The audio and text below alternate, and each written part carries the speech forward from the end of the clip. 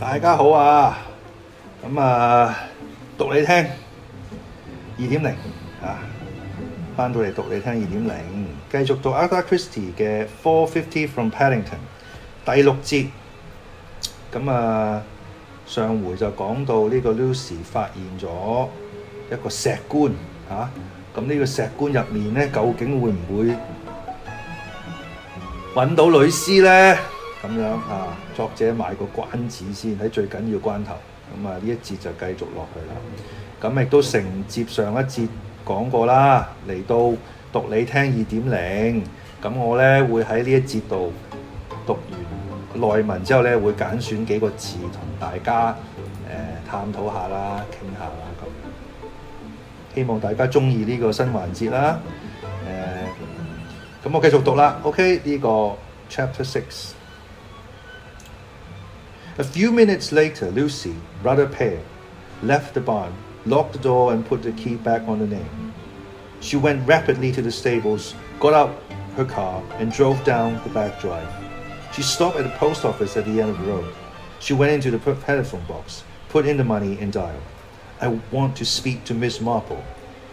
She's resting, miss. It's Miss Icebarrow, isn't it? Yes. I'm not going to disturb her, and that's that, miss. She's an old lady and she needs her rest. You must disturb her. It's urgent. I'm not. Please do what I say at once. When she chose, Lucy's voice could be as incisive as steel. Florence knew authority when she heard it.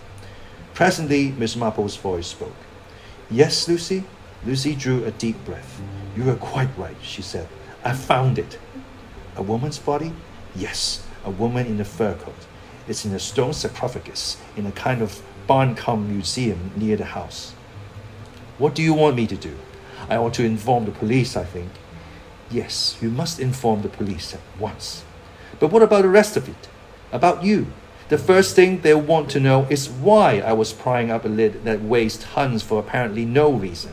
Do you want me to invent a reason? I can. No, I think you know, said Miss Marple in her gentle, serious voice, that the only thing to do is to tell the exact truth. About you. About everything. A sudden grin split the whiteness of Lucy's face. That will be quite simple for me, she said, but I imagine they'll find it quite hard to believe. She rang off, waited a moment, and then rang and got the police station. I've just discovered a dead body in a sarcophagus in the long barn at Rutherford Hall. What's that? Lucy repeated her statement and anticipated the next question gave her name. She drove back, put the car away and entered the house. She paused in the hall for a moment, thinking. Then she gave a brief, sharp nod of the head and went to the library where Miss Crackenthorpe was sitting helping her father to do the Times crossword. Can I speak to you a moment, Miss Crackenthorpe? Emma looked up, a shade of apprehension on her face. The apprehension was, Lucy thought, purely domestic. In such words, do useful household staff announce their imminent departure. Well, speak up, girl, speak up, said old Mr. Crackenthorpe, irritably. Lucy said to Emma, I'd like to speak to you alone, please. Nonsense, said Mr. Crackenthorpe. You say straight out here what you've got to say. Just a moment, father. Emma rose and went towards the door. All nonsense. It can wait, said the old man angrily. I'm afraid it can't wait, said Lucy. Mr. Crackenthorpe said, What impertinence! Emma came out into the hall. Lucy followed her and shut the door behind her. Yes, said Emma. What is it? If you think there's too much to do with the boys here, I can help you and... It's not that at all, said Lucy. I didn't want to speak before your father because I understand he is an invalid and it might give him a shock. You see, I've just discovered the body of a murdered woman in that big sarcophagus in the long barn. Emma Crackenthorpe stared at her. In a sarcophagus? A murdered woman? It's impossible. I'm afraid it's quite true. I've rung up the police. They'll be here at any minute. A slight flush came into Emma's cheeks. You should have told me first, before notifying the police. I'm sorry, said Lucy. I didn't hear you ring up. Emma's glance went to the telephone on the hall table. I rang up from the post office just down the road. But how extraordinary! Why not from here? Lucy thought quickly. I was afraid the boys might hear if I rang up from the hall here. I see, yes, I see. They're coming, the police. They're here now, said Lucy. As with a squeal of brakes, a car drew up the front door and a front door bell pealed through the house. I'm sorry, very sorry, to have asked this of you, said Inspector Bacon. His hand under her arm, he led Emma Crackenthorpe out of the barn. Emma's face was very pale. She looked sick, but she walked firmly erect. I'm quite sure that I've never seen the woman before in my life. We're very grateful to you, Miss Crackenthorpe. That's all I wanted to know. Perhaps you'd like to lie down. I must go to my father. I telephoned Dr. Quimper as soon as I heard about this, and the doctor is with him now. Dr. Quimper came out of the library as they crossed the hall. He was a tall, genial man, with a casual, offhand, cynical manner that his patients found very stimulating. He and the inspector nodded to each other. Miss Crackenthorpe has performed an unpleasant task very bravely, said Bacon. Well done, Emma, said the doctor, patting her on the shoulder. You can take things. I've always known that. Your father's all right. Just go in and have a word with him. And then go into the dining room and get yourself a glass of brandy. That's a prescription. Emma smiled at him gratefully and went to the library. That woman's the salt of the earth, said the doctor, looking after her. 1,000 pities she's never married. The penalty of being the only female in a family of men. The other sister got clear, married at 17, I believe. That one's quite a handsome woman, really. She'd have been a success as a wife and mother. Too devoted to her father, I suppose, said Inspector Bacon. She's not really as devoted as all that, but she's got the instinct some women have to make their menfolk happy. She sees that her father likes being an invalid, so she lets him be an invalid. She's the same with her brothers. Cedric feels he's a good painter. What's his name? Harold knows how much she relies on his sound judgment. She lets Alfred shock her with his stories of his clever deals. Oh yes, she's a clever woman, no fool. Well, do you want me for anything? Want me to have a look at your cost now Johnstone has done with it, and see if it happens to be one of my medical mistakes? I'd like you to have a look, yes, doctor. We want to get her identified. I suppose it's impossible for old Mr. Crackenthorpe. Too much of a strain? Strain? Fiddlesticks. He'd never forgive you or me if you didn't let him have a peep. He's all agog. Most exciting thing that's happened to him for 15 years or so. And it wouldn't cost him anything. There's nothing really much wrong with him then. He's 72, said the doctor. That's all. Really, that's the matter with him. He has odd rheumatic twinges. Who doesn't? So he calls it arthritis.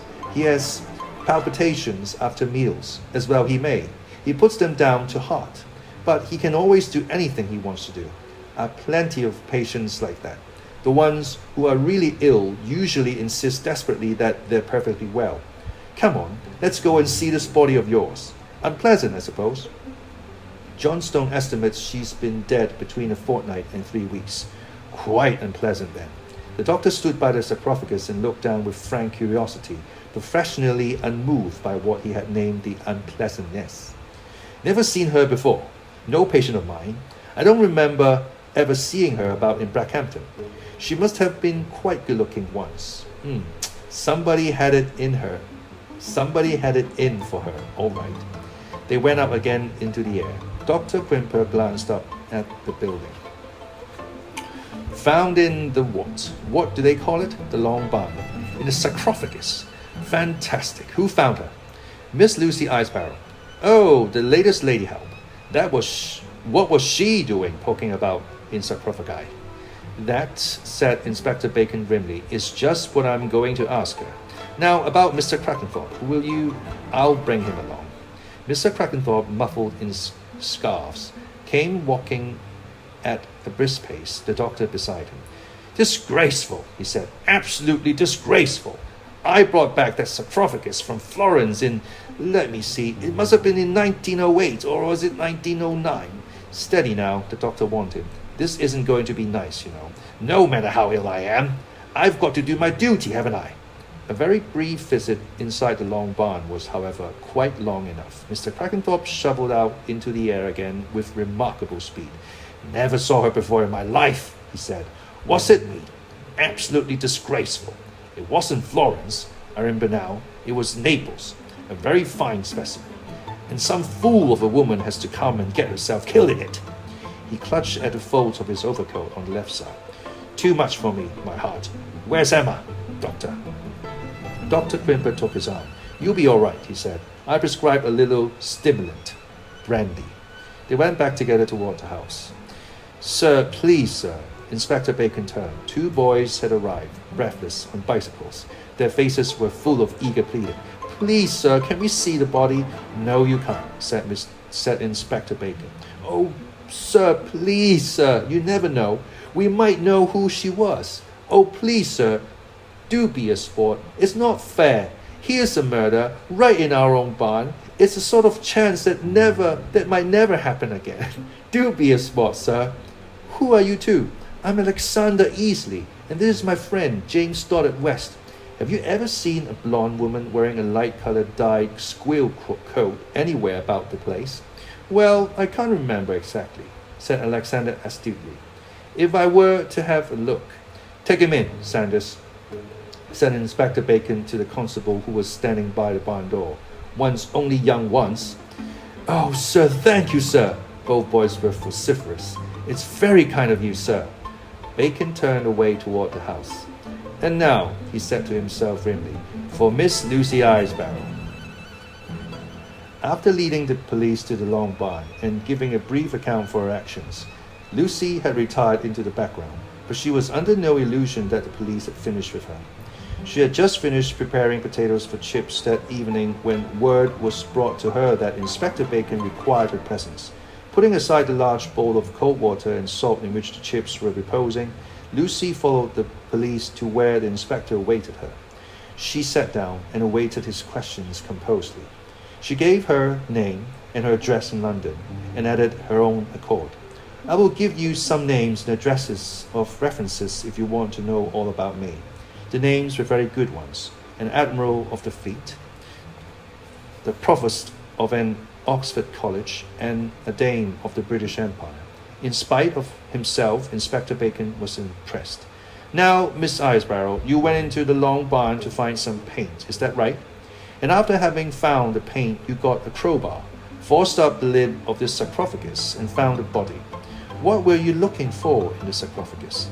I was looking for a body, said Lucy. You were looking for a body, and you found one. Doesn't that seem to you a very extraordinary story? Oh, yes, it is an extraordinary story. Perhaps you will let me explain it to you. I certainly think you had better do so. Lucy gave him a precise recital of the events which had led up to her sensational discovery. The inspector summed it up in an outraged voice. You were engaged by an elderly lady to obtain a post here and to search the house and grounds for a dead body. Is that right? Yes. Who is this elderly lady? Miss Jane Marple. She is at present living at 4 Madison Road. The inspector wrote it down. You expect me to believe the story? Lucy said gently. Not perhaps until after you have interviewed Miss Marple and got her confirmation of it. I shall interview her all right. She must be cracked. Lucy forbore to point out that to be proved right is not really a proof of mental incapacity. Instead, she said, what are you proposing to tell Miss Cracknethorpe? About me, I mean. What do you ask? Why do you ask? Well, as far as Miss Marple is concerned, I've done my job. I've found the body she wanted found, but I'm still engaged by Miss Cracknethorpe. And there are 2 hungry boys in the house, and probably some more of the family will soon be coming down after all this upset. She needs domestic help. If you go and tell her that I only took this post in order to hunt for dead bodies, she'll probably throw me out. Otherwise, I can get on with my job and be useful. The inspector looked hard at her. I'm not saying anything to anyone at present, he said. I haven't verified your statement yet. For all I know, you may be making the whole thing up. Lucy rose. Thank you. Then I'll go back to the kitchen and get on with things. 咁喺呢一度就睇到嗰個 Lucy 嘅責任感啦、責任心啦、使命心啦，同埋即係做事有始有終啦，係一個好 determined 嘅人啦，一個好值得尊重嘅女性啦。亦都當然啦，喺故事嘅層面上嚟講，就當然係發現咗屍體啦，呢個好緊要啦。咁亦都將成件事和盤托出啦。Miss Marple 亦都知道應該點做，Lucy 知道自己點做，而 Lucy 嘅責任咧，亦都相信喺呢一刻咧都差唔多要告一段落啦。接落嚟可能又嗰個查案咧又變咗翻去 Miss Marple 身上啦。我嘅推測係咁啦，因為始終 Lucy 決定咗要繼續喺呢間屋度工作啦，同埋就係查案呢一個階段又要落翻去差人同埋 Miss Marple 嘅推理嗰度啦，咁樣。不過咧有一點好重要嘅就係、我之前亦都有提過嘅，就係、作者花咗一定嘅篇幅去描寫呢個莊園同埋呢個莊園入面嘅人物，佢哋嘅關係，佢哋嘅性格，而故事發展到呢度咧，亦都有暗示過就係兇手係非常熟悉呢個莊園附近嘅地理位置，而屍體甚至乎係收埋咗喺呢個莊園入面其中之一間即係荒廢咗嘅木屋入面嘅一個石棺入面。換句話講，呢個兇手冇理由同呢個莊園係完全冇關嘅，亦即係話莊園入面嘅人，曾經住過嘅人又好，現時住過嘅人又好，非常之有理由係殺人兇手，亦即係話之前嘅描寫唔係多餘嘅。作者之前描寫嘅一大堆嘢，其實都係鋪路話俾你聽，呢度嘅人同呢兇殺案有直接關係。既然係咁，先前嘅各人聽到發現咗呢個屍體，然之後佢哋嘅反應係非常之緊要，因為呢一個係一種證據或者一種線索，俾讀者知道佢哋係唔係殺人兇手。喺呢一刻，呢個莊園嘅園主佢嘅反應， Master Alexander 同佢嘅小朋友嘅反應， Emma 嘅反應，大家聽到會有啲咩感想呢？我呢一刻咧覺得out of 呢幾個人當中，呢兩個小朋友可以排除啦，因為佢哋嘅反應就真係非常之 natural 啦，就係一個小朋友想睇屍體嘅反應咯，係咪？甚至乎講一啲好搞笑、好 inappropriate 嘅嘢，即係喺屋企發現個屍體啊，唔會有兩次啊，即係好似講到好想有兩次咁，呢個係幾搞笑。咁呢個肯定唔係啦嚇。咁呢個老人家咧，呢個莊園園主Mr. Paddington 佢嘅反應係點咧？佢咁老態龍鍾，佢都要衝出嚟睇。而點解想睇啊？八卦咯，好奇咯，刺激咯。咁呢個亦都唔似係一個兇手嘅反應。但係 Emma Paddington 一個冇嫁出去，終日陪住呢個老人家，佢嘅反應就唔似得其他人。OK， 佢嘅反應就唔係咁啦。佢嘅反應係比較深沉啲。同埋我記得佢聽到Lucy 話俾佢聽發現屍體嘅時候，佢第一個問佢嘅問題係點解你唔用我屋企電話打？呢一個係我覺得係值得回味、值得細味嘅一樣嘢。OK， 咁當然仲有其他嘅可能性啦，有個園丁啦，有呢度嗰啲其他嘅僕人啦，同埋而家身處喺世界各地嘅呢個莊園園主嘅嗰幾個仔啦，咁樣嗰幾個不肖子啦，咁樣咁而呢啲人物亦都會陸續翻嚟啦，咁呢個家族嘅恩恩怨怨咧，又會繼續翻湧出嚟嘅啦，咁非常之期待，非常之期待呢個故事寫到嚟第6章，竟然都係咁引人入勝咁精彩，呢個作者真係寫得好好，呢一本450 from Paddington 我真係非常之冇後悔買咗嚟睇。咁同大家分享幾個字啦。就係有一刻咧，就係講阿 Lucy 就入去翻去大宅度，就同阿 Emma 講就係我想同你單獨傾一傾啊。咁 Mr. Paddington 就好嬲啦，佢就係話有一句就係話佢話 impertinence。意思即係話無禮啊 ，OK？ 你咁樣做就太無禮啦，點樣唔可以當面講啊？咁樣 impertinence，OK？ 咁當然今時今日就好少會咁文雅咁樣去講噶啦，呢啲詞都係好 Victorian 啦，不過即係大家知道啦嚇，呢啲比較書面語啦，口語唔會點講噶啦。Impertinence， 跟住就係呢個 Dr. Quimble 啦，有提到呢個 Mr. Quackenford 嘅健康狀況啦，兩個健康狀況，話佢有咩咧？話佢有 arthritis 有關節炎。而喺 Victorian 嘅年代 ，arthritis 呢個字我諗唔係咁常用，佢哋會叫做咩咧？佢哋叫做 rheumatic twinge。rheumatic就係關節 ，twinge 就係 sharp pain。rheumatic twinge，OK，arthritis。好啦，跟住咧就係除咗呢個關節炎之外，關節痛之外，仲有咩啊？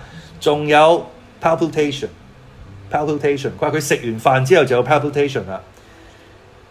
食完飯就會有呢個心跳不協調啦，會有心悸啦 ，OK， 心悸啦 ，palpitation。仲有一個私人醒你哋嘅 ，OK， 俾多個字佢 agog， 呢個亦都係比較，我諗今時今日會比較少用啦。agog 就係好渴求得到資訊啊，好想知一啲嘢啊 ，OK。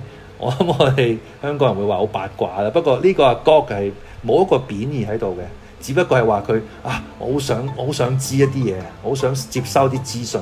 agog，OK， 好啦，咁今日就講到呢度啦，我哋下次繼續第7節嘅讀你聽，拜拜。